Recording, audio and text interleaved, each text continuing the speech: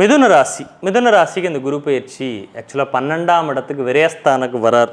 அப்போ எல்லாம் விரயமா அப்படிங்கிற கேள்வி வரும். உங்களுடைய 4ஆம் இடத்தை குரு பார்க்குறார்.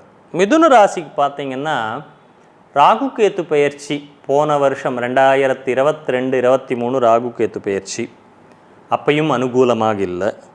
2023-24 குரு மாறினதும் பெரிய அளவில் அந்த வீடு மனை சார்ந்த விஷயங்களில் உங்களுக்கு ஒரு தடை தாமதங்களை கொடுத்தது அப்படின்னே சொல்லலாம்.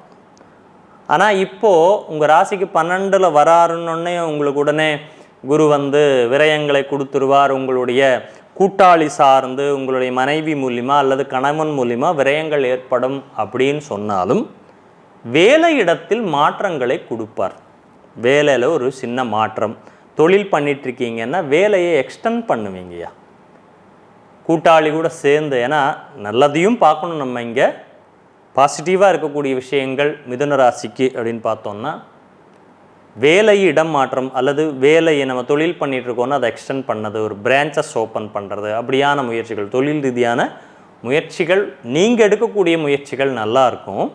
உங்களுடைய கூட்டாளியுடன் சேர்ந்து எடுக்கிறப்போ கூட்டாளினால் சிறு சிறு பிரச்சனைகளை சம்பாதிப்பீங்க, சந்திக்கக்கூடிய வாய்ப்புகள் அதிகம். மனைவி இருந்ததுன்னா மனைவியோட ஆரோக்கியம் சார்ந்து இருக்கக்கூடிய விஷயங்களில் மிதுன ராசி கவனமாக இருக்கணும். அவங்களால ஏதாவது விரயங்களை உங்களுக்கு கொடுக்கக்கூடிய வாய்ப்புகள் இருக்குது. பிஸ்னஸ் பண்ணிகிட்ருக்கேன் சார்னா இப்போ இந்த ஒரு காலத்தில் பெரிய முதலீடுகள் போகிறத தவிருங்க. டெய்லி ரொட்டேஷனில் பண்ண வேண்டிய விஷயங்களை நம்ம பண்ணி தான் ஆகணும். வருமானம் விரயம் அப்படிங்கிற மாதிரியான ஒரு விஷயத்தை கொடுக்கும். நீங்கள் சம்பாதிக்கிறது அப்படியே அதுக்குள்ளே ரொட்டேட் பண்ணுற மாதிரியான ஒரு விஷயத்தை தான் இந்த குரு பயிற்சி கொடுக்க போகுது. 4ஆம் இடத்தை குரு பார்ப்பதனால வீடு அமைஞ்சிடும், வீட்டுக்கு கடனும் கிடச்சிடும், வீட்டு கடன் சம்பந்தப்பட்ட விஷயங்களும் அனுகூலமாக இருக்கும். வீட்டு கடன் மூலியமான ஒரு சுப விரயத்தை ஏற்படுத்தி கொள்ளலாம். வண்டி வாகனம் வாங்கணுன்னா புது வண்டி வாங்கக்கூடிய வாய்ப்புகள், வீட்டு உபயோகப் பொருட்கள் எல்லாம் வாங்கிறது லக்ஸரினஸ் அப்படின்னு சொல்லுவோம்.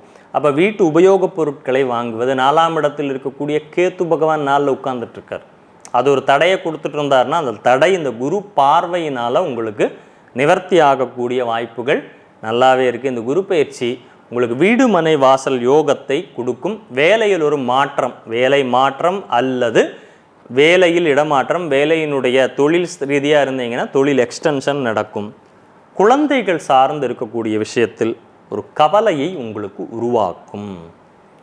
குழந்தைகளோட நடவடிக்கைகளாலோ அல்லது நம்மளுடைய மகனோ மகளோ எடுத்த முடிவுகள் நமக்கு ஒரு அவமானத்தையும் ஒரு மனசங்கடத்தையும் கொடுக்கும். குழந்தைகளால் விரயங்கள் கொடுக்கும்.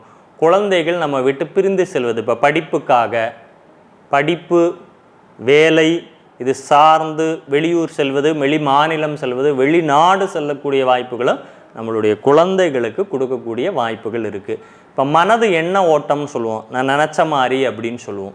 அந்த எல்லாமே நினைத்த மாதிரி நடக்கக்கூடிய வாய்ப்புகள் மிக குறைவு. அப்போது முக்கியமாக ஷேர் மார்க்கெட் சம்மந்தப்பட்ட விஷயங்கள் எல்லாம் இந்த குரு பயிற்சி போகிறப்ப நீங்கள் கவனமாக செயல்படணும். கடந்த ஒரு வருடம் இருந்த மாதிரி மனதினோட நிலையும் இருக்காது. பூர்வீகம் சம்மந்தப்பட்ட விஷயங்களில் சிறு சிறு பிரச்சனைகளை கொடுக்கலாம். ஒரு குலதெய்வ வழிபாட்டுக்கே போகிறோன்னு வச்சுக்கோங்களேன், அது கூட தடையாகி தான் நடக்கும் இல்லையா. நம்ம போகிற நேரத்தில் கோயில் பூட்டிட்டு வாங்க இல்லையா, ஸ்க்ரீன் போட்டு வச்சுருப்பாங்க, ரொம்ப நேரம் வெயிட் பண்ணுற மாதிரி இருக்கும். குலதெய்வ கோவில் இருக்கக்கூடிய பயணங்கள் மேற்கொள்ளும் பொழுது கண்டிப்பாக ஒரு தேங்காய் சுற்றி உடச்சிட்டு நல்ல பிரார்த்தனையை வச்சுட்டு தான் நீங்கள் போகணும். ஸோ மனம் எண்ணப்படி எல்லாமே இருக்காது, மனக்குழப்படிகள் அதிகமாக இருக்கும். தூக்கமின்மையை கூட இந்த குரு உங்களுக்கு முக்கியமாக குழந்தைகள் சார்ந்த அந்த சிந்தனைகள்னாலே தூக்கமின்மை ஏற்படக்கூடிய வாய்ப்புகளை இந்த குரு கொடுத்துருவார். அதே போல் கடன் அதிகப்படலாம், தீராத கடனாக மாறலாம்.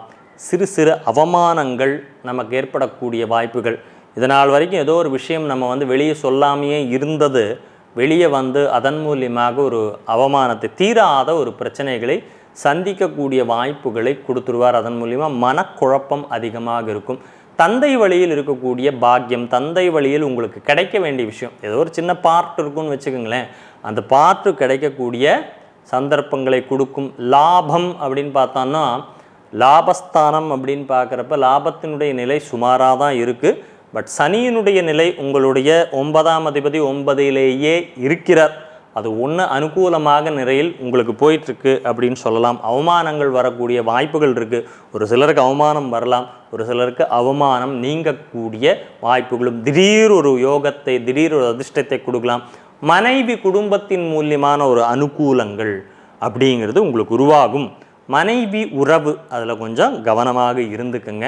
இல்லத்தரசிகளை பொறுத்த வரைக்கும் இந்த குரு பயிற்சி நிறைய விரயங்களை கொடுக்கும். கணவன் வீட்டு சம்பந்தப்பட்டு இருக்கக்கூடிய விஷயங்கள் சின்ன சின்ன உங்களுக்கு ஒரு பிரச்சனைகளை கொடுக்கக்கூடியதாக இருக்கும்.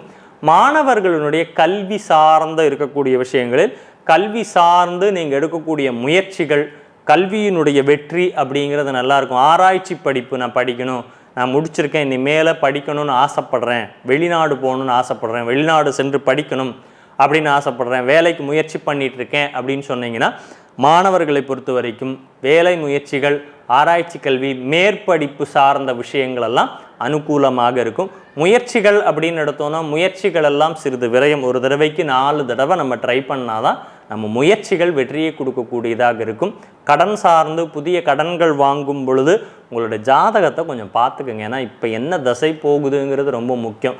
இப்போ போகக்கூடிய தசாபுக்தி உங்களுக்கு அனுகூலமாக இருந்து உங்களோட வயதோட்டத்தின்படி இருக்கக்கூடிய விஷயங்கள் எல்லாம் அனுகூலமாக இருக்கும் பொழுது இந்த குரு பெயர்ச்சி உங்களுக்கு சாதகங்களை அதிகமாக கொடுக்கக்கூடியதாக தான் இருக்கும். பட் என்ன பார்த்தாலுமே குரு 12இல் இருப்பது அவ்வளவு சிறப்பா அப்படின்னா சிறப்பில்லை. இடமாற்றங்கள் சார்ந்த விஷயங்களை கொடுக்கக்கூடியதாக இந்த குரு பெயர்ச்சி மாறிடும் உங்களுக்கு. ஸோ எங்கெங்கே கவனமாக இருக்கணும்? கூட்டாளிகள், பார்ட்னர்ஷிப்பு, கணவனாக இருந்தால் மனைவியின் ஆரோக்கியம், மனைவியாக இருந்தால் கணவனுடைய ஆரோக்கியம் சார்ந்த விஷயங்கள், கணவன் மனைவி உறவு நிலை சார்ந்து இருக்கக்கூடிய விஷயங்களில் கொஞ்சம் கவனமாக இருக்கணும். உங்கள் பேச்சு 1க்கு 2 தடவை சொன்னாலும் காதல் உள்ளலையாங்கிற மாதிரியே போயிட்டுருக்கும். ஸோ பேச்சு விரயம், வருமானம் சார்ந்த விஷயங்கள் சிறு சிறு விரயங்களை ஏற்படுத்தக்கூடியதாக, பொருளாதாரத்தில் பெருமளவு ஏதாவது இன்வெஸ்ட்மெண்ட்டுன்னு போய் மாட்டிக்காதீங்க, அங்கே கவனமாக இருங்க. சுப விரயங்களாக மாட்டிக்குங்க, மாற்றிக்கொள்ளுங்கள். முக்கியமாக இது நாள் வரைக்கும் வீடு மனை சார்ந்த விஷயங்கள், முயற்சிகள் அப்படிங்கிறது இனிமேல் உங்களுக்கு கை கொடுக்கக்கூடியதாகவே இருக்கும். கடனை வளர்த்து கொள்ளாதீர்கள். கடன் சார்ந்து இருக்கக்கூடிய முயற்சிகளை கொஞ்சம் பார்த்து கவனமாக எடுங்க. ஆரோக்கியத்திலும் கூட கால் பகுதிகள், காலில் சின்னதாக கட்டி வர்றது அல்லது கால் வீங்கிக்கிறது, வாயு சம்பந்தமான பிரச்சனைகள் வருது, இந்த மாதிரியான விஷயங்களை உங்களுக்கு இந்த குரு பயிற்சி கொடுக்கும் அப்படிங்கிறத பார்க்குறோம்.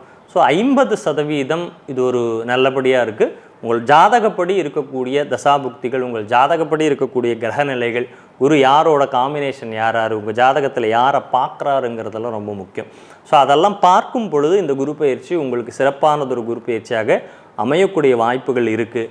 மிதுன ராசிக்கு இந்த குரு பயிற்சி 50% சிறப்பானதாக இருக்குது. என்ன நாம் பரிகாரங்கள் பண்ணலாம் அப்படிங்கிறப்போ, குரு 8ஆம் இடத்தை பார்க்குறார் இல்லையா? அந்த 8ஆம் இடத்து பார்வை அப்படிங்கிறது 4ம் 8ஐயும் பார்க்குறாரு. இப்போ சுகஸ்தானம் நல்லாயிருக்கும், சுகம் கெடலை. அப்போ 8ஐ பார்க்குறாரு அப்படிங்கிறப்போ நம்ம இந்த கோவில்களுக்கு போய் விளக்கேற்றுதல் அப்படிங்கிறது ஒரு நல்ல ஒரு பலனை கொடுக்கும். முக்கியமாக பெருமாள் கோயிலுக்கு போய் விளக்கேற்றுங்க. முக்கியமாக வியாழக்கிழமைகள் போய் விளக்கேற்றுங்க. அந்த விளக்கேற்றுவது உங்களுக்கு ஒரு சிறந்த பரிகாரமாக, வியாழக்கிழமைகள் பெருமாளுக்கு அர்ச்சனை பண்ணி விளக்கேற்றி வழிபாடு பண்ணிட்டு வாங்க, உங்களுக்கு சிறப்பை தரக்கூடியதாக இருக்கும். குலதெய்வ கோயில்களுக்கெல்லாம் போகிறப்போ ஒரு தேங்காயை உடைத்து விட்டு செல்லவும், ஒரு தேங்காயை பிரார்த்தனை பண்ணி நீங்கள் என்ன பண்ணுறீங்க, உங்களோட வீட்டில் வச்சுட்டு போங்க. வந்த பிறகு அந்த தேங்காயும் உடைங்க. சிறு சிறு குழந்தைகளால் சிறு சிறு தொந்தரவுகள்லாம் இருக்குது, அதெல்லாம் கொஞ்சம் நீங்கள் பார்த்துக்கணும். குரு பயிற்சி உங்களுக்கு சிறப்பானதாகவே அமையட்டும்.